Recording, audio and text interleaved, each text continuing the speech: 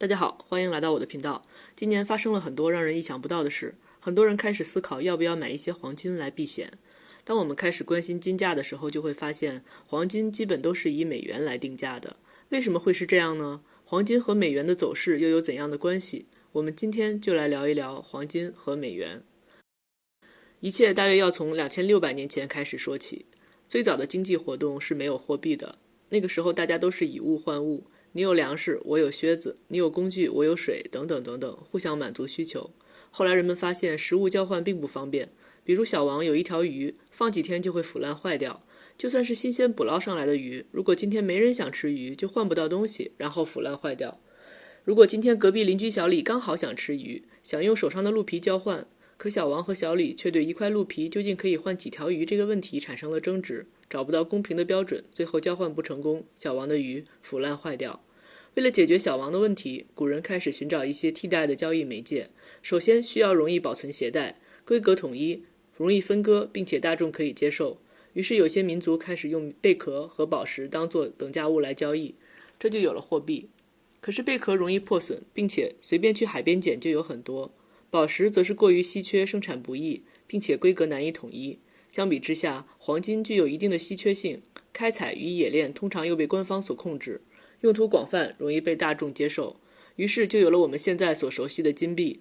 原本小王的鱼3天就会坏掉，可如果把鱼换成货币，只要货币的价值还在，小王这条鱼的价值就可以一直保存下去。然而金币作为支付手段，使用起来还是过于笨重，不便于流通。假如小王卖了很多条鱼，攒了很多金币，想买一块地或者建造一间房子，但是房子需要建在河对面，把这些钱运过去就十分的不方便。所以后来随着经济的发展，就出现了纸币。小王可以把金币兑换成纸币，也可以把手上的纸币兑换成同样的黄金，这就是金本位的最初形态。金本位简单来讲，就是以黄金为信用，与黄金1:1锚定成为信用货币。金本位的制度下，一个国家有多少的黄金，就会发行多少的信用货币。各国的货币储备是黄金，国际结算也使用黄金。黄金可以自由的输出或输入，当国际贸易出现赤字的时候，也可以用黄金支付。前面说过，一个国家有多少黄金，就会发行多少的信用货币，因此金本位下，国家之间的汇率由他们货币的含金量所决定。例如19世纪1英镑约等于 7.5 克黄金，而1美元约等于 1.5 克黄金，那么1英镑就可以兑换5美元。金本位的消亡始于1914年一战爆发。战争期间，各国为了保护黄金储备，停止了纸币兑换黄金，而战争期间的跨国物资结算则以黄金进行。因此2次世界大战之后，美国作为大赢家，坐拥全球黄金量的 75%， 布雷顿森林体系建立，人类惜别金本位，进入黄金美元本位时代。美元与黄金挂钩，35美元兑换1盎司的黄金。黄金与美元的汇率固定，其他货币需要和美元挂钩，维持固定的汇率。后来，虽然1971年布雷顿森林体系崩塌，美国宣布停止黄金与美元的兑换关系，但直到今天，美国仍旧是世界上黄金储备最大的国家，约占世界的1/4，并且属于其他国家的近1/4的黄金也都存储在美联储的地下金库里。因此，美国存放着世界上近1半的黄金，所以直到今天，黄金通常还是以美元来定价。我们经常听到黄金价格和美元走势是成相反的关系，那么为什么是这样呢？我们来举一个例子。假设世界上只有3种货币，美元、黄金，在这里我们把黄金也作为货币的一种，因为世界上购买黄金的人希望黄金都能够储存价值，并且经常将黄金与其他货币对比。另外一种货币是世界上所有其他的货币，例如欧元、英镑、人民币等等，我们作为一种货币，叫做其他货币。我们假设黄金与美元的汇率是1单位的黄金兑换1000美元，而美元与其他货币的汇率为1美元兑换2个其他货币。同时，市场上还有将黄金与其他货币直接兑换的需求，那么这个汇率应该是多少呢？如果前面2种汇率固定，那么很容易算出1单位的黄金可以兑换2000的其他货币。可以看到，如果我们固定这个三角形的任意2边汇率，都可以算出第3条边的汇率。